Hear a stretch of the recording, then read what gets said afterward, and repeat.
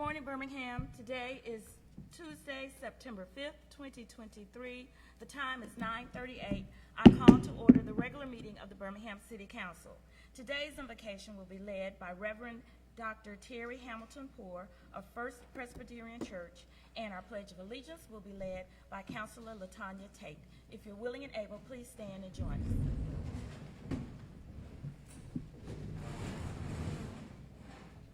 Will you pray with me? Spirit of wisdom and compassion, be present in this chamber today. Guide our mayor and city councilors as they make decisions about the common life of this city. May they listen respectfully to one another and to the voices of those who live here. And may their ponderings be guided by concern for all of their constituents, especially the most vulnerable among us, those who are without homes or who are living in substandard housing, those who struggle with hunger and food insecurity, those who are jobless, and those who are working multiple jobs and still barely making it. In this meeting and in the day-to-day business of the city, may they seek to address both the symptoms and the root causes of violence so that all may live without fear and children may grow up in safety. And may they look not just for quick fixes, but keep their eye on the long term, making plans that will lay the groundwork for future generations to flourish. We ask this in your many names. Amen. Amen. Salute the flag. I pledge allegiance to the flag of the United States of America and to the republic for which it stands, one nation, under God, indivisible, with liberty and justice for all.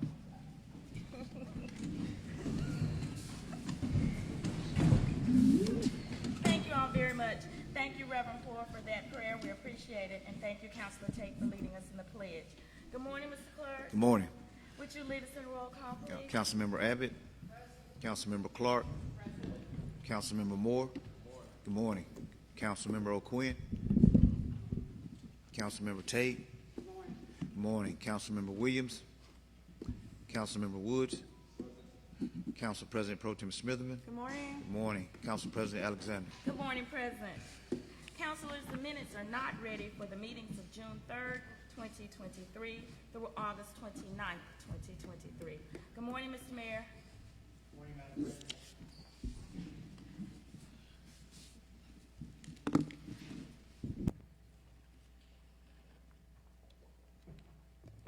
Good morning, Madam President. Good morning to the entire council. Good morning to the public. Hope everyone had a restful Labor Day weekend. As a reminder, households in the Uniform Garbage Cart Program who have a regular pickup day of Monday will have their garbage picked up on tomorrow, Wednesday. Those who are not part of the Uniform Garbage Cart Program and receive twice-a-week pickup will have their household garbage picked up the next regular scheduled day. Also, please note that tomorrow's recycling is being pushed back to the second and third Wednesday of September due to the holiday makeup trash collection. Speaking of reminders, the City of Birmingham will continue to keep residents informed about bulk trash pickup with daily updates. Those daily updates can be found online at birminghamal.gov/bulk trash. Again, that's birminghamal.gov/bulk trash. Residents using the new carts should place them in front of your homes. That's a reminder. Any household garbage placed on the ground or in alleys or on the ground in front of their residence will not be picked up, and it's simply because the lift does not allow it if it's not fully closed. Our residents can receive more updates related to the new uniform carts at birminghamal.gov/pickup. Or you can receive information by texting BHAM Ready to 888-777. Again, that's BHAM Ready to 888-777. Another reminder, City Council, is that the Department of Planning, Engineering, and Permits, or as we call it, PEP, will host 3 workshops this month themed around the ABCs of permitting. Attendees will learn about zoning requirements, pre-permitting, a new online permit guide for the city, and much more. The good news is all these events are free and open to the public and will take place at the Crossplex. And for more information, please call PEP at 205-254-2211. The Negro Southern League Museum will unveil the new exhibit. It is entitled Salute to Women of the Negro League. Again, that new exhibit is called Salute to Women of the Negro League. There will be an event centered around this, and it will take place this Sunday, September 10th at 2:30 p.m. at the Negro League Museum. For more information, please go to birminghamnslm.org for more details. Again, that's birminghamnslm.org. At this time, Madam President and Council, I would like the family and friends and neighbors and community members of Ms. Cantley to please come forward.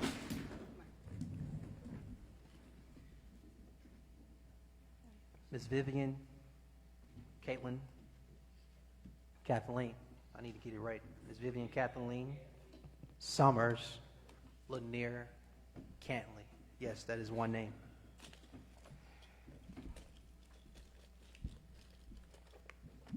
I would like to take the time on behalf of this family and their neighbors, and they'll come up in a minute, to express a 103rd happy birthday to this Huffman resident. Unfortunately, she was unable to attend, but joining us is Ms. Catherine Barden and her grandson, Jeffrey Barden.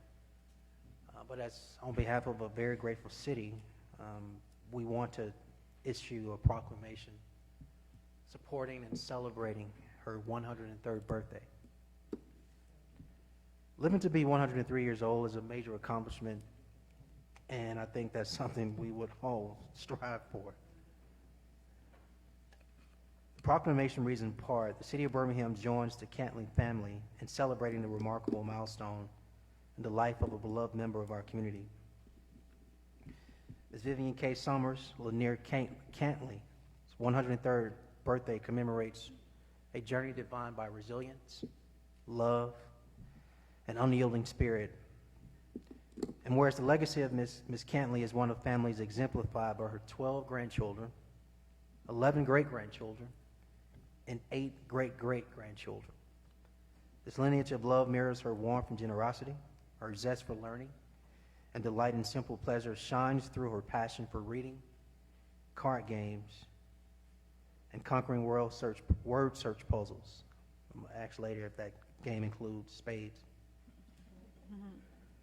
Her enthusiasm for life is equally matched by her love for television and spirited conversations, with the exception being when Jeopardy or Wheel of Fortune takes center stage. So everybody else step aside, please. Now, therefore, I, Randall L. Woodfin, Mayor of the City of Birmingham, do hereby issue this proclamation celebrating the 103rd birthday of Ms. Vivian K. Summers Lanier Cantley, and encourage the residents of Birmingham, Alabama to celebrate this momentous triumph of this upstanding citizen. She is a woman of true valor and virtue that deserves to be celebrated, not just today, but every day. And at this time, I would like Ms. Barden to come up and share a few words.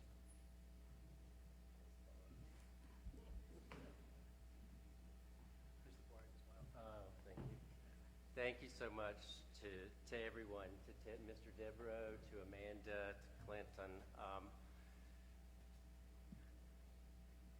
She's my step-grandmother, and I would never know that. She told us growing up there were no steps in our family. At the age of 20, she married a man who was twice widowed and had 3 children already of his own. They were together for 15 years, and she raised all those children on her own. That's a testament to my mother, and I want to acknowledge my mother inside this. She is 88, and she has cared for her for over 15 years. So, thank you so much. We appreciate this honor. Thank you. Thank you.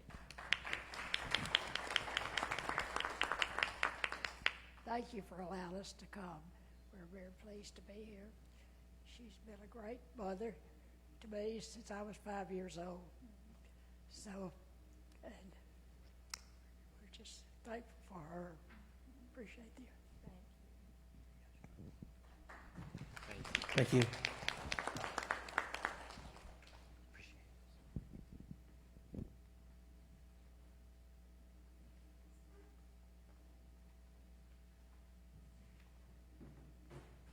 Madam President and Council, I have one more note.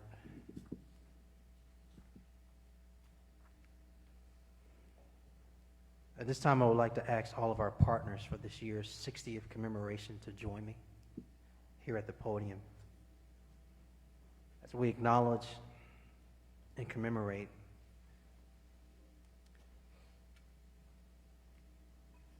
"60 years since the Birmingham Civil and Human Rights Movement."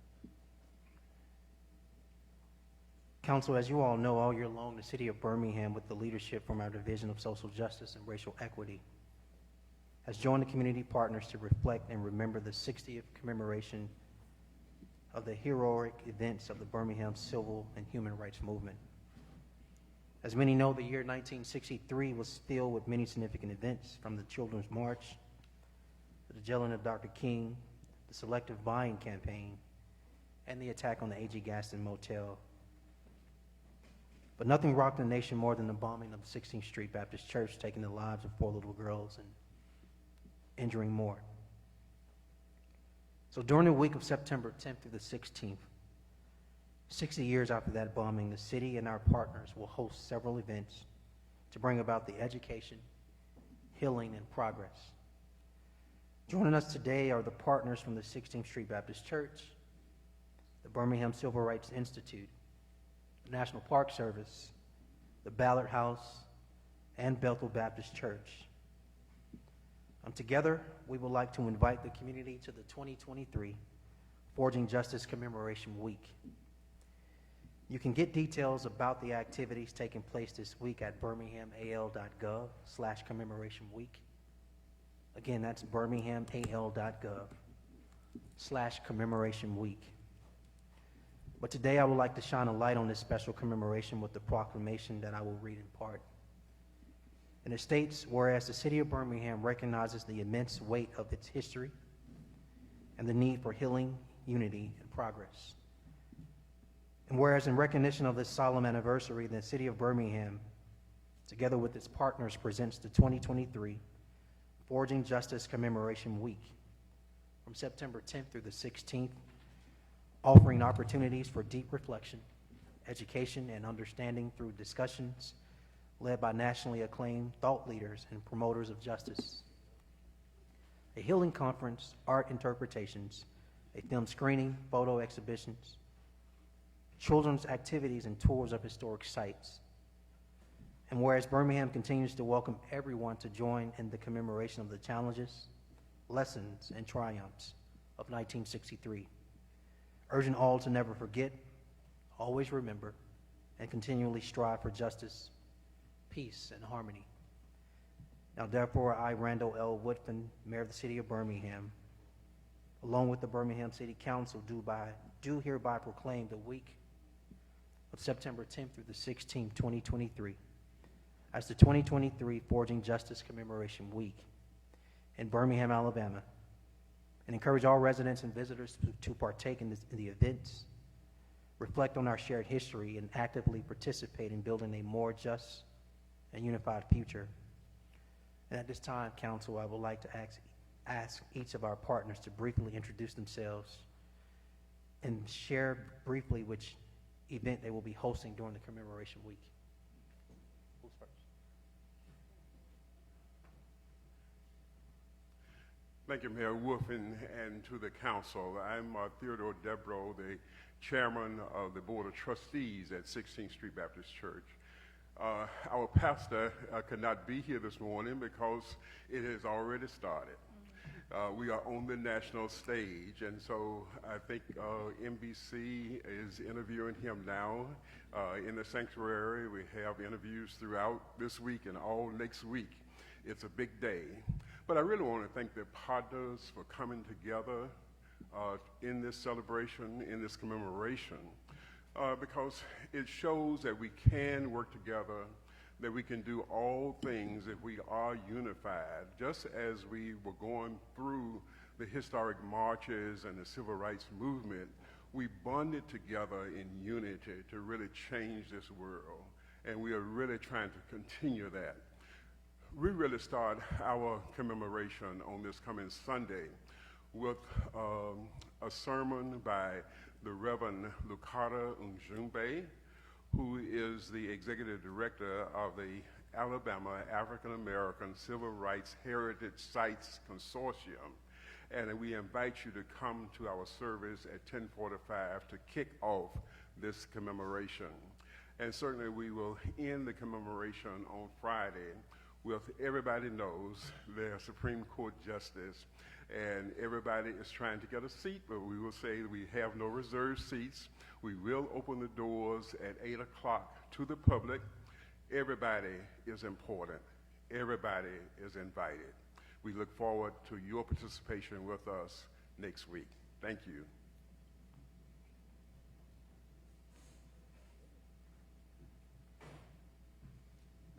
Good morning, everyone. My name is Martha Boyer, and I'm the Executive Director of the historic Bethel Baptist Church Community Restoration Fund. And I'm here today to tell you about our events for Commemoration Week. We'll be hosting a conference, a national conference, and the theme is, There is a Balm in Gilead. For me, Birmingham represents all of the Gileads worldwide where people are facing or have faced struggles with human and civil rights. We've done so much in terms of owning this history, but there's still work to do. So our conference is designed to bring healing from the events of 1963, not just for the victims, those young people who marched at that time. Some of them are in their 70s, but they still cry, they still weep every time they share their story because no one ever listened. They never got a chance to talk about it. Then what about the perpetrators, those who thought they were doing their job, doing as they were told? They need to talk about it as well. And we don't want to forget the bystander, those individuals who stood by and years later are saying, I wish I could have. So we're offering this to everyone. And to make sure that our work is not just a one and done event, we're also offering a workshop for teachers. We're bringing teachers in from all over the country. They're coming to Birmingham. And we're kicking out the teacher workshop on September the 10th. And so we're going to provide things like instructional strategies. How do I teach this in such a way that students will remember long after we've had the lesson what we learned, what we did? It's important that we do that so that in our classrooms across the nation and around the world, people understand Birmingham and this history and why it's important that we offer healing for racial justice, intergenerational trauma. I mean, things have been going on for a long, long time, but we have the opportunity now because there is a balm in Gilead. Some of our keynote speakers include Dr. Tony Evans, Dr. Hassan Jeffries, Dr. Danielle McGuire, who wrote the book At the Dark End of the Street. We're unveiling everything. And then just the other day, Girls Trek said, we're coming because we want to talk about what happened and look at this whole idea of health issues and what we can do. Our conference will be held at the Sheraton Hotel and the BJCC, and it includes visits to historic sites across Birmingham. We are leaving no stone unturned as we open up this history, provide access to services in the city. We've got therapists, we've got doctors, you name it, we're providing that. This whole idea of healing just doesn't stop with one thing. It takes a whole community and all of us working together because there is a balm in Gilead. Thank you.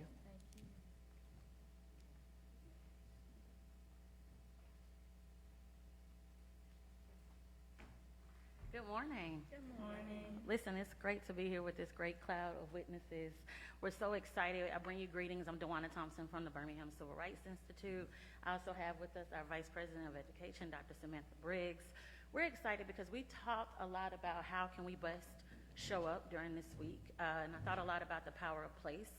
And so we wanted to be sure that everything that our partners were doing, that we reinforce that in some kind of way.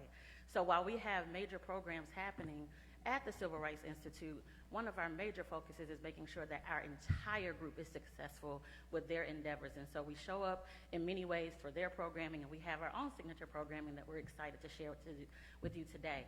Dr. Briggs is going to talk to you about Watson's Go to Birmingham and a project that we are also doing with Ballard House. And then I'll come back and talk to you about Men of Change that's opening, and we're very excited.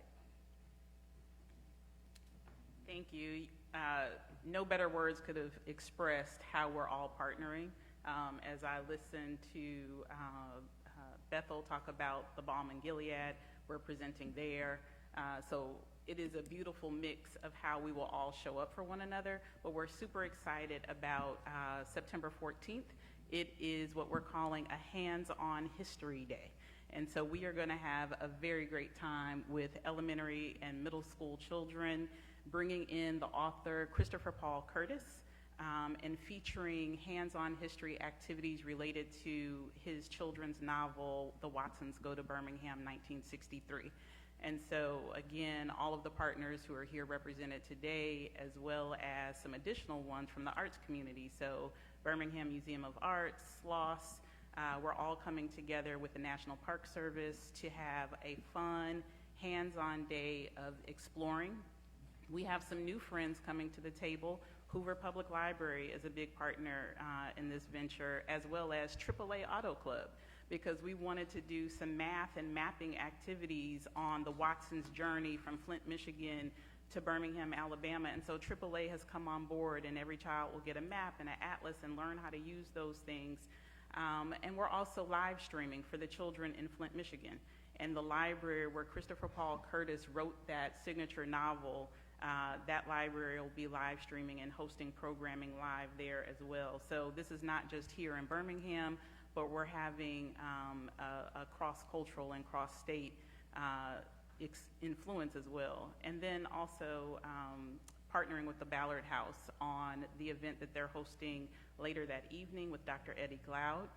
We are excited to welcome him privately before the day, and then also to co-host that event later that evening at 16th Street Baptist Church. So again, I hear that the seats are filling up fast. We plan to max the church out in every way that we can, and so we're grateful for them always opening their doors and leaving space for us to create and to have the conversations that are necessary to continue to live together. So thank you, Dewana. And last but not least, we are super excited about our partnership with the Smithsonian and with the Birmingham Public Library in bringing the Men of Change exhibit, which will open on September 16th through December 2nd. It highlights about 40 men who have, in my opinion, been able to be successful because of 1963 and the efforts that went along into that, and even before then. And so we don't want to spoil that just yet. We're going to make sure that we do everything that we can to get you the information. But just know that that entire week we are focused on forging justice and moving forward. Thank you so much.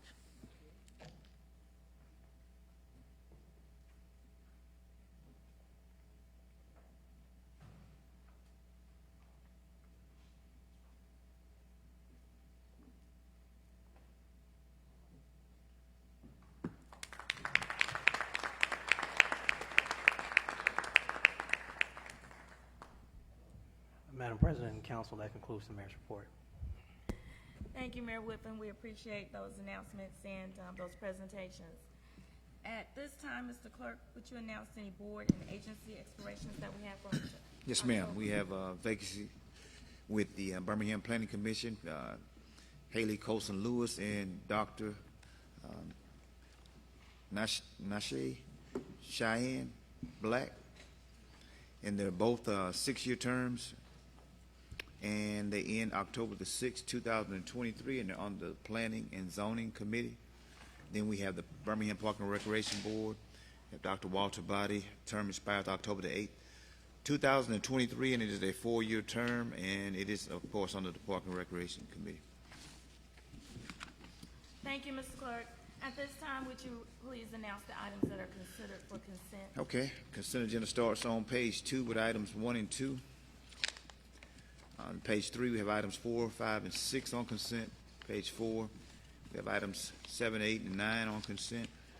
Page 5, items 10, 11, and 12 Page 6, items 13, 14, 15, and 16. Page 7, items 17, 18, and 19. Page 8, we have items 20, 21, 22, and 23 on consent. And on page 9, we have items 24, 25, 26, 27, 28, and 29. And we conclude on page 10 with item 31. All right, thank you. Councilors, I have been asked to add that for item number 5, that's a consent item, but we just want to be sure that it reflects $20,000 was funded by Councilor Clark from District 8, and $20,000 was funded by Councilor O'Quinn from District 5, and that's on item number 5. Councilors, are there any items you'd like to have removed from consent? Yes, Councilor Pro Tem. Yes, Madam President. Item number 4, and if we could pair it with item number 3, and then item number 9, and that's it. Okay, we have item number 9 on page 4. Pro Tem is asked to have that. What are we doing? Are we removing them? I'm sorry. Yes, remove them. 4 and 9? Yes, sir.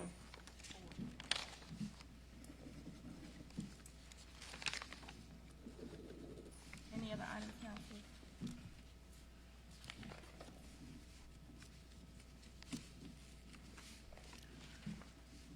All items designated as consent are routine and non-controversial and will be approved by one motion.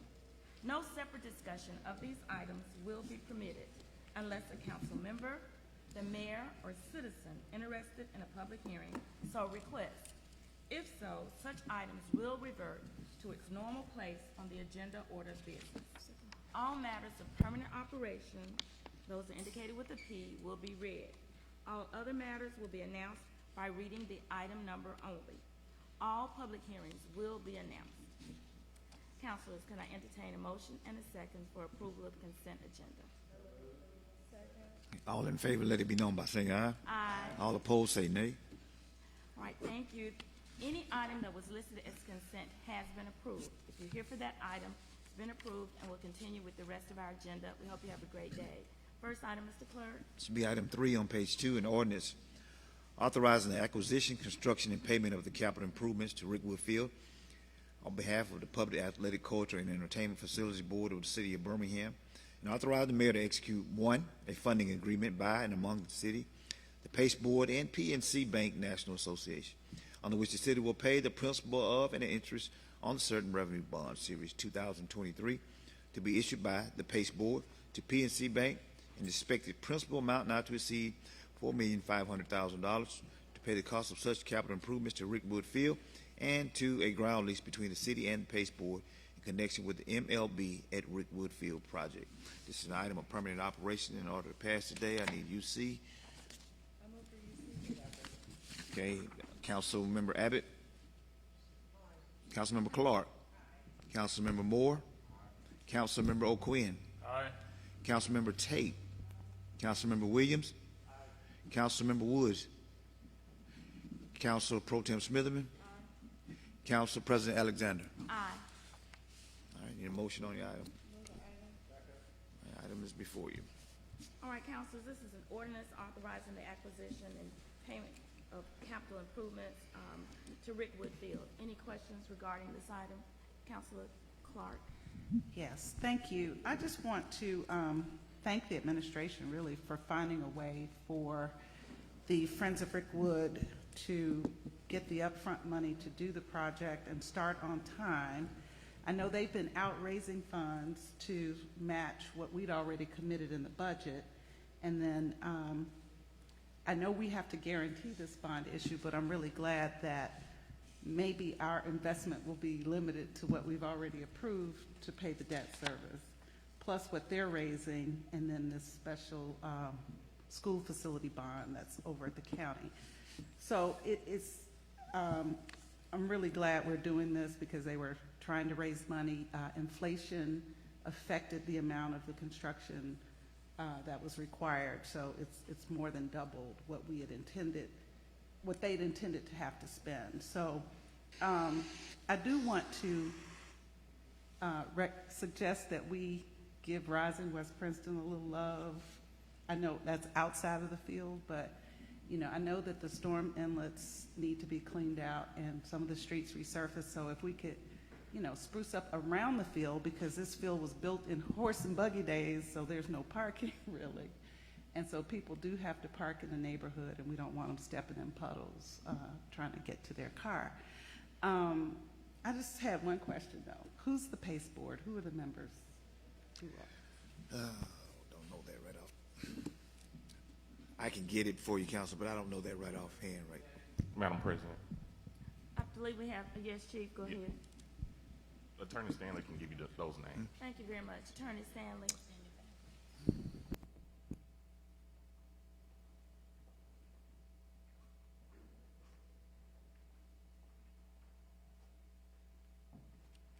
Good morning, Jim Stanley. I serve as Assistant City Attorney. The current PACE Board members are James Sullivan, who's the chairman, Sam Rumore, Justina Howard, Cora Coley, and Ronnie Rice. Thank you. Thank you. Councilor Abbott. This may be premature, but I wanted to ask who will be handling the actual construction? Will the city bid it out? How is this going to work? Because I'm probably the only one on the council who remembers the debacle at Regions Field, and I would really like to not be involved in another one. Madam President. Yes, Chief. Councilor Abbott, to answer your question, the PACE Board will contract with a group called BAM. They work directly with MLB, and they are also subcontracting with AG Gaston. So we can provide those updates to the council about the construction phases of the entire renovations to Rickwood. Okay, and what will MLB be putting into this? So the MLB activation will be mostly a before and after phase approach to the game. It's not just them coming having a game. They want to do more things in the neighborhood. To Councilor Clark's point, they want to have more things and involvement within the neighborhood around Rising Ridge, Princeton. And then they want to have legacy things around this event that post-dates the actual event. So they'll be doing a lot of things, just not coming in just having a game. They want to have legacy things for us to have at Rickwood Field and have a long-term play of the management and operations of the field. Okay, thank you. Thank you, Madam President. Thank you. Any other questions, councilors? All right, Mr. Clerk, we're ready for the vote. On by saying aye. Aye. All opposed say no. All right, item 3 passes. Next item. All right, should be item 4 on page 3. A resolution authorizing the mayor on behalf of the city to execute a license agreement among the city, the Public Athletic, Cultural, and Entertainment Facilities Board of the City of Birmingham, Alabama, and the Office of the Commissioner of Baseball, under which the city will grant a license to Major League Baseball from May the 1st, 2024 through July the 14th, 2024 for the exclusive use of Rickwood Field, 1137 2nd Avenue West, Birmingham, to enable MLB to hold a regular season Major League Baseball game between 2 Major League Baseball teams and other ancillary events from June the 17th, 2024 through June the 21st, 2024 at historic Rickwood Field. Motion, please. All right, thank you. Council Pro Tem asked to remove this from consent. It could have been considered with item 3, but since it was permanent operation, we had to do it separately. Council Pro Tem. Oh, no, I just wanted to be read, just because I'm still excited about this. I'm hearing people from all over the country are waiting to buy tickets, and I think this is a great event for Rickwood Field. I know Councilor Abbott talked about now we're starting to take care of the things we own now instead of building more things, so Rickwood Field deserves that, and congratulations to Councilor Clark, because this is in her district, so. Thank you. Any other comments or questions? We're ready for the vote. Okay. All in favor, let it be known by saying aye. Aye. All opposed, say nay. All right, thank you. Item 4 passes. Next item. Next, we should be on page 4 with item 9, a resolution authorizing the mayor to execute and deliver an agreement between the city of Birmingham and Girls Incorporated of Central Alabama in an amount not to exceed $45,000 to allow Girls Incorporated to provide programming at Birmingham City Schools through its Girls Incorporated clubs, along with after-school and summer programs to address COVID, learning loss, and trauma by providing academic classes in math and reading, along with the enrichment activities Girls Incorporated has traditionally provided in order to boost self-esteem, engage girls in STEM, and model coping strategies for anger and stress for 1,000 young women from low and moderate income households in the city who have been disproportionately impacted by the COVID-19 public health emergency. Motion, please. Right. Thank you, Councilor Smitherman. Yes, I just want to read because it's one of my ARPA projects. I kind of think this is full circle moment just because I went to the Girls Inc. in the summer for a few years. And I learned a lot of vital skills like how to cook, how to sew, and learning about STEM. And we all know that COVID-19 affected our children's learning, so they do a lot of great work. I'm happy to support them. Thank you. Any other comments? We're ready for the vote. Okay, all in favor, let it be known by saying aye. Aye. All opposed, say nay. Thank you. Item number 9 passes, and congrats on this ARPA project for District 6. Thank you very much. Next item. Should be item 30 on page 10. A resolution setting a public hearing October the 3rd, 2023 to consider the adoption of an ordinance to amend the zoning district map of the city of Birmingham, case number ZAC 2023-8, to change zone district boundaries from D2, single family residential district, to Q, C2, qualified general commercial district, filed by Brian Harris, applicant, representing the owner of Helping Baptist Church for property located at 9701 Parkway East and situated in the northeast quarter of Section 36, Township 16 South, Range 2 West, Birmingham. Motion, please. All right, councilors, this is an item where we're setting a public hearing for October 3rd. Any questions regarding setting this hearing? We're ready for the vote. Okay, all in favor, let it be known by saying aye. Aye. All opposed, say nay. All right, thank you, councilors. We've set that public hearing for October 3rd. Any other items, Mr. Clerk? No, ma'am. All right, thank you very much. At this time, councilors, we'd like to entertain any comments or updates you have from your various districts. And we'll start with Councilor Clark. Are you ready? Yes, thank you. Thank you, Madam President. We have some neighborhood meetings in the district this week. Tonight, we have the Fairview meeting starting at 5:30. That's a conference call. You can call our office at 205-254-2304 to get the dial-in information. Also, in person is the Thomas neighborhood meeting starting at 6:30 p.m. at Mount Hebron Church in Thomas. Also, next week, Monday, we have the College Hills neighborhood meeting. It's an in-person meeting in the Legion Field lobby at 6 p.m. And then just want to note, I really don't ever mention this, but the park board meets every first and third Wednesday at 9 a.m. So tomorrow at 9 a.m. in the park board room at Legion Field will be the park board meeting. And Thursday, September 7th, the Department of Planning, Engineering, and Permits will start its community engagement education series. The first in a series of workshops will take place on Thursday, September 7th at the Crossplex from 10 a.m. till noon. The topic will be zoning. So they'll be starting these workshops with zoning, but they'll also go through the permitting and inspection process and other things that even homeowners need to know about the permitting and inspections process and ways that the built environment is regulated through zoning.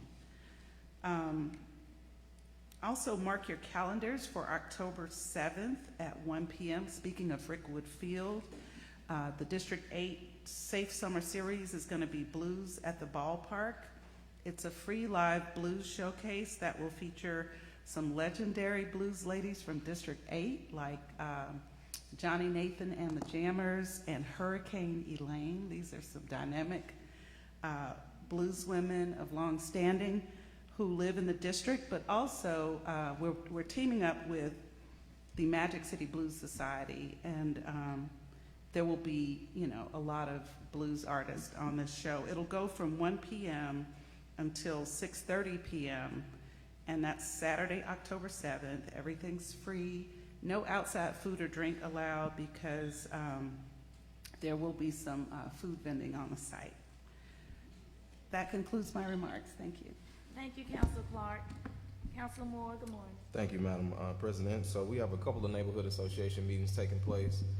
We have Fairmont that will be taking place tonight at 6 p.m. at Mount Carmel Baptist Church.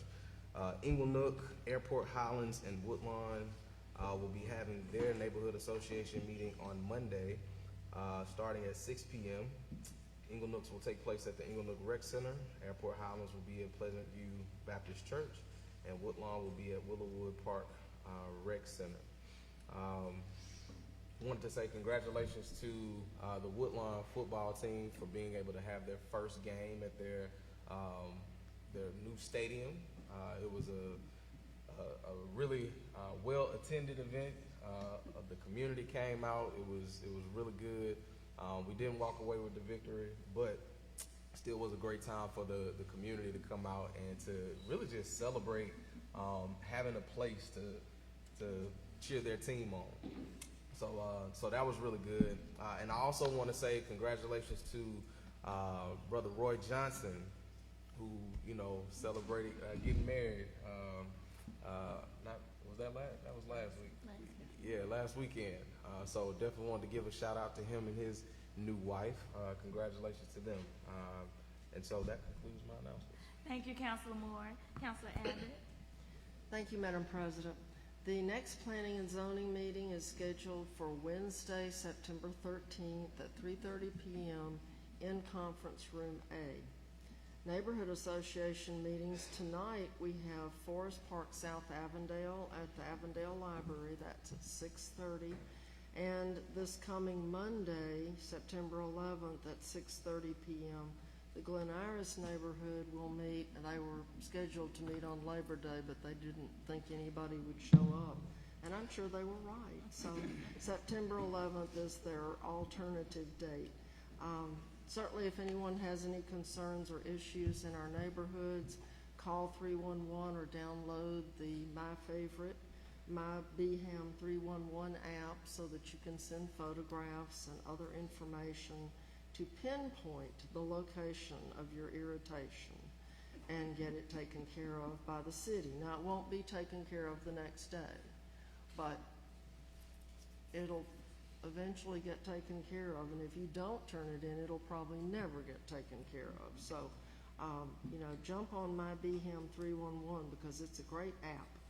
And also I wanted to ask residents of District 3 to continue to visit our website, www.bhamdistrict3.com for updates of all the things that we don't have time to tell you in our 3 minutes this morning. So thank you, Madam President. Thank you, Councilor Abbott. Councilor Quinn. Thank you, Madam President. The East Lake Neighborhood Association will meet tonight at 6 p.m. at Household of Faith Church located at 7501 Division Avenue. Forest Park, South Avondale Neighborhood Association also meets tonight at 6:30 at the Avondale Library. Wahoma Neighborhood Association will meet via Zoom on Thursday at 6 p.m. for more information. To get that call-in information, contact my office at 205-254-2679. The city is starting its Academy of Civic Engagement program on Thursday, I believe. And there's 5 sessions in total. If you need more information about that, the web address is www.birminghamal.gov/ACE, ACE. The Transportation Committee will meet on Monday, September 11th at 2 p.m. on the 3rd floor of City Hall in Conference Rooms D&E. Items can be submitted to the agenda by contacting Kimberly Phillips at kimberly.phillips@birminghamal.gov. Thank you. Thank you, Dr. Quinn. Councilor Williams. Thank you, Madam President. Eastwood Neighborhood will be Thursday, September the 7th at 6:30 at Habitat. Roebuck Springs will be meeting also on September the 7th at 7 o'clock at their regular place, which is Hope Church. Economic Development and Tourism will not meet today, but we'll have a special called committee meeting on Tuesday, September 12th Please get your submissions in to India Bailey at india.bailey@birminghamal.gov by 12 on this Thursday. Thank you. Thank you. Councilor Tate? Thank you, Madam President. Wylam neighborhood meeting will be held tonight at 6 p.m. at the Wylam Library located at 4300 7th Avenue North, Birmingham, Alabama 35224. Pacifico Finley neighborhood will be held on Wednesday, September the 6th at 6 p.m. at the First Baptist Church of Pacifico, and it's located at 1629 32nd Avenue North, Birmingham 35207. North Birmingham neighborhood will meet on next Monday, September the 11th at 6 p.m. at the North Birmingham Library located at 2501 31st Avenue North, 35207. The next public safety meeting will be held on Tuesday, September the 12th at 1 p.m. Please submit agenda items by Wednesday, September the 6th, no later than 12 noon, to patrice.collins@birmingham.gov and gregory.stanley@birminghamal.gov. That concludes my announcements, Madam President. Thank you, Councilor Tate. Councilor Woods? Thank you, Madam President. Quickly, the Apple Valley Neighborhood Association will meet tonight at 6 p.m. That meeting will be at the East Pinson Valley Rec Center. The Spring Lake Neighborhood Association will meet on Thursday at 6:30 p.m. at Huffman High School. And the Echo Highlands Neighborhood Association will also meet on Thursday at 7 p.m. and that neighborhood is still meeting via Zoom. Thank you. Thank you. Councilor Pro Tem? Thank you, Madam President. We will have Oakwood Place neighborhood meeting today at 4 at Harrison Park. Mason City neighborhood meeting today at 4:30 via teleconference. And then this Monday at 5 p.m. at New Hope Baptist Church. That's on the second floor of West End Manor. We will be having our D6 Health Forum for the month of September this Thursday at 5 p.m. This is at West End Library, and Alcohol and Drug Treatment Center will speak about addiction.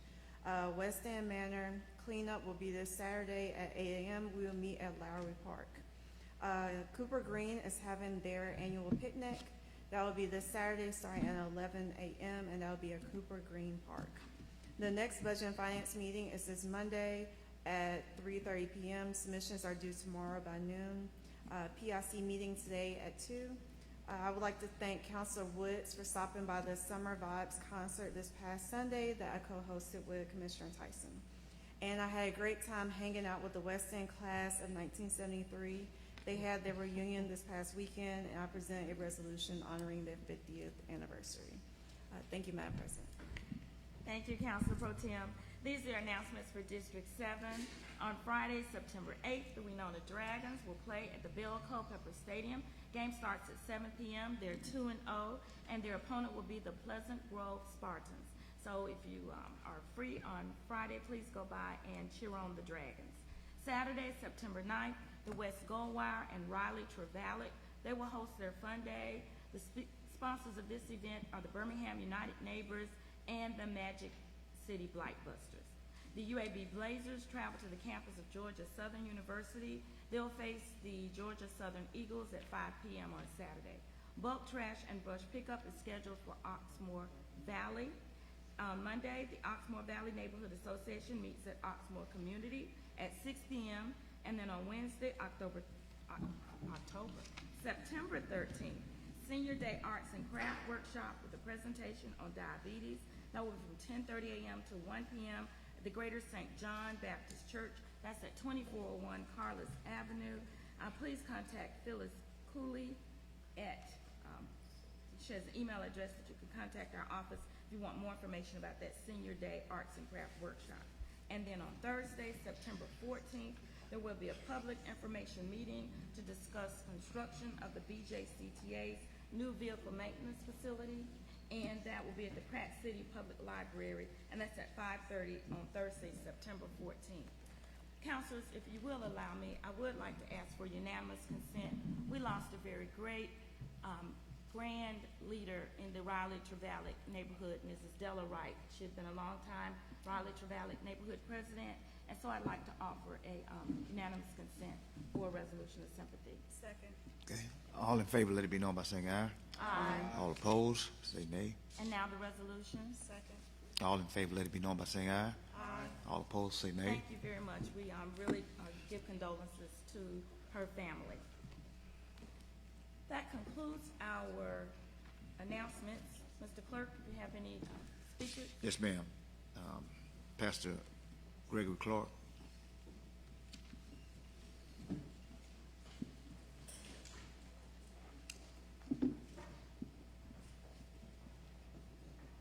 Good morning, Reverend Clark. You have Good morning. 3 minutes. Good morning, council, all of you. Thank you.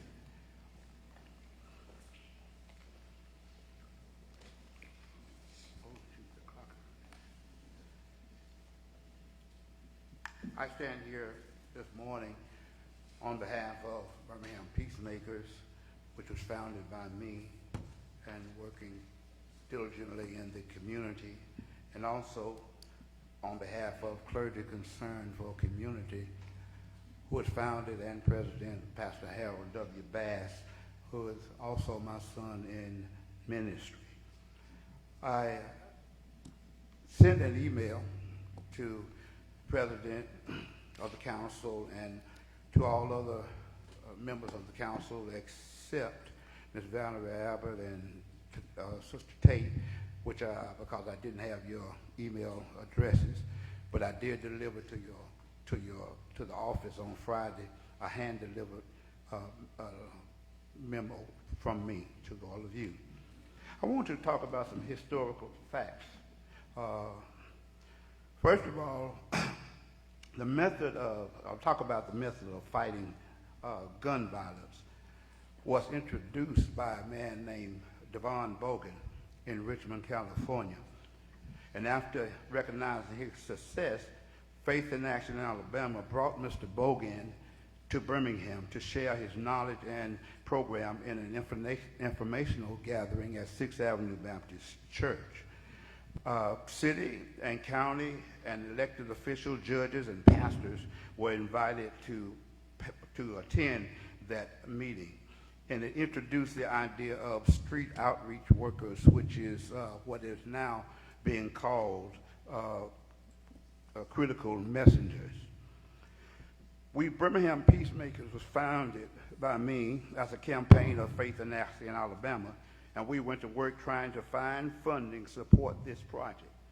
Jefferson County Health Department, under the direction of Mark Wilson, pledged $100,000 if matched by the city. And our state foundation granted $100,000. So we only needed $300,000 for $500,000 for the first year to operate. The Honorable Mayor Woodfin gave us, from his personal discretionary funds, $40,000, for which I say thank you very much, Mayor. Congresswoman Susan Parker put together a team that met with President Joe Biden for his approval to introduce this concept to him. With his approval, this team went forth to spread this method abroad. On this team was a man named Dr. Chico Tillman, who I personally mentored while during my 18-month incarceration. Dr. Tillman came to Birmingham to help me by way of this national project called Fund Peace. At that time, Councilor Pro Tem attended and supported our cause, and we received plenty of accolades for what we were doing, but no money. Disaster came, called COVID-19, resulting in the American Rescue Plan for funds which the city, the county, and the state received from the federal funds, millions of dollars, which some of the money was supposedly to be used to fight crime and especially gun violence. Councilor Tate, you pledged when you were a candidate to support both the Birmingham Peacemakers and Clergy Concerned for the community. Councilor Quinn you came to my church and met with me, Pastor Bass, and Pastor Lewis as we discussed in detail that we should be included in the proven works of the city of Birmingham should be included with these funds from the federal government. We came before this council and asked for funding for the exact same program and for the exact same amount of federal funds. I sent this letter, which I don't know whether you've received it or whether you've read it, but I will read it for your hearing and to get on record for today. On Tuesday, August 22nd, the council approved an agreement called the Credible Messengers Mentoring Movement. The City Council highlights publication quotes Councilor Taylor said in the meeting of the Committee of the Whole that this will have an immediate real-world impact. And this is exactly why this program has been a successful all across this country. The resolution from the council authorized the mayor to execute this agreement not to exceed $500,000 from the American Rescue Plan Act. Federal funds approved by President Joe Biden for cities, counties, and state elected officials to help deal with gun violence and other essential needs. For your information and hopefully for your recall, this is the exact program that Birmingham Peacemakers founded by me and 4 years ago. Pastor Harold W. Bass I and Pastor Bass brought before the City Council and Clergy Concern for Community founded by Pastor Harold Bass. The only difference in the program that you approved is the name, Critical Messengers, which ours was called Street Outreach Workers.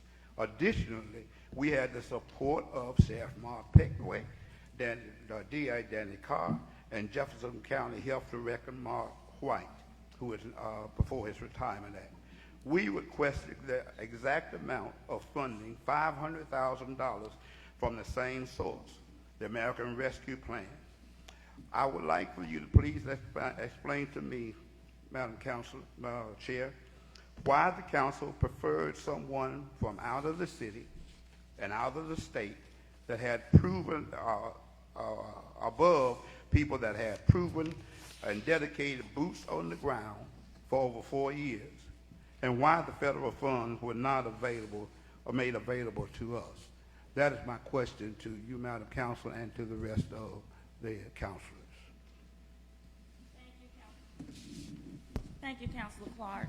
We were gracious to extend your time, even though you went over 3 minutes. Thank you so very much. But I thought it was important to allow you to have this opportunity. And I appreciate it. And so we thank you for bringing your request to us today. And as you have stated, we have gone through our processes of where people came to us and presented to us an opportunity for us to hear and consider their proposal and their recommendation. There is a process where you can come back to the council at any time. You can meet with any of us.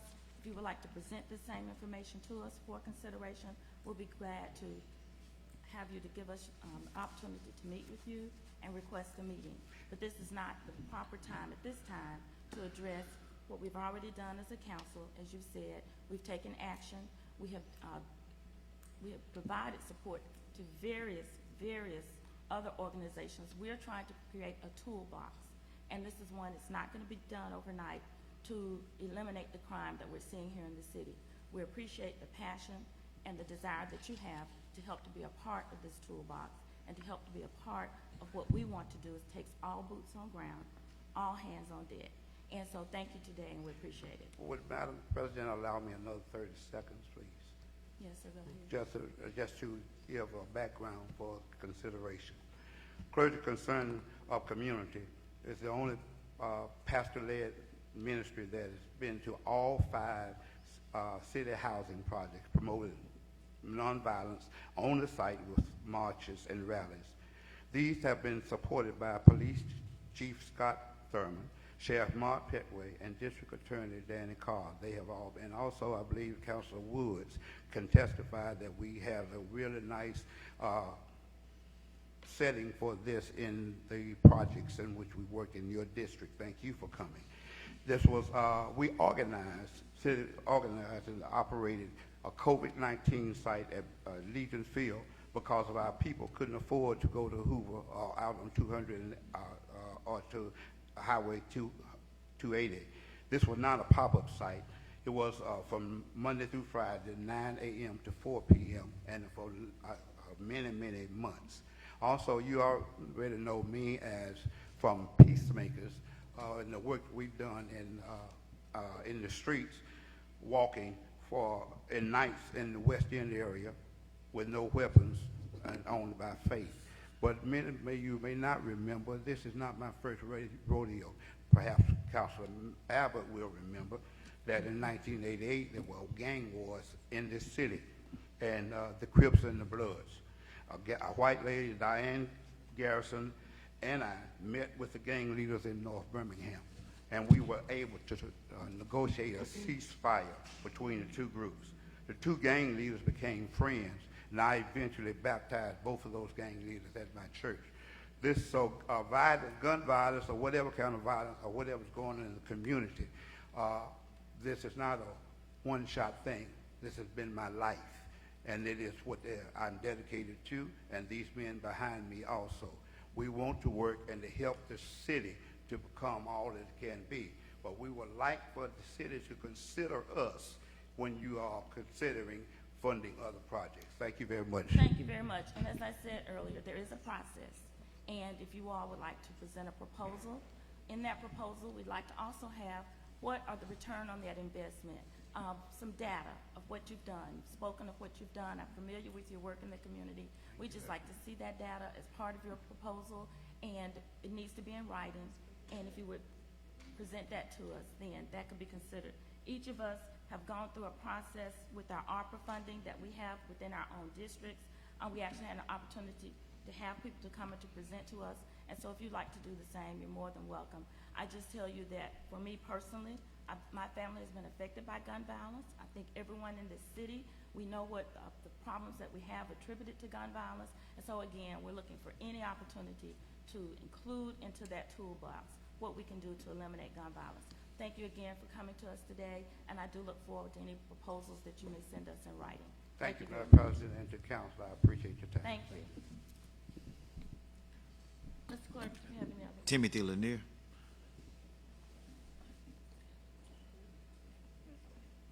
We have some additions.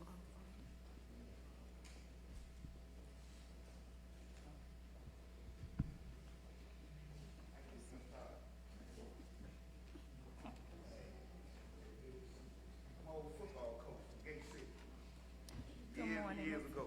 Good How morning, y'all Mr. doing Lanier. this You got morning? 3 minutes. Thank you. Hey, but I want to thank the reverends coming up and offering their help. We really need it.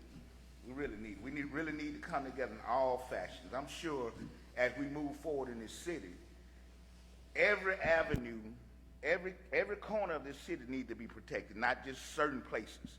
So when I think about the credible messenger, which he spoke on, I think about you have MDs and you have specialists. Okay, you have MDs that know general medicine.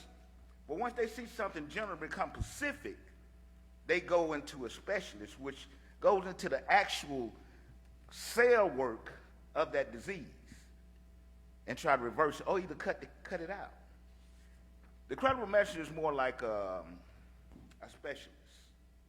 Even though we deal with a general understanding of what's going on, we go into a more personal, a more deep dive into the psychic of the ones that's doing the violence. Not because we want to push it, but because we understand it. We were there. We understand the things that they're going through, what they're thinking. Those late nights when them monsters creep up on them and they ready to do something because they can't really formulate the ideas of stopping themselves. A lot of people ain't never seen that. So that's just the difference, and we just want to help and be part of that. But our thing's a little deeper, a little darker. And in order to go into that darkness, you got to go in it with the light so they can see their way out also. So this is what we're doing. Thank y'all for letting me talk. Thank you. Appreciate it. Clausen Smith.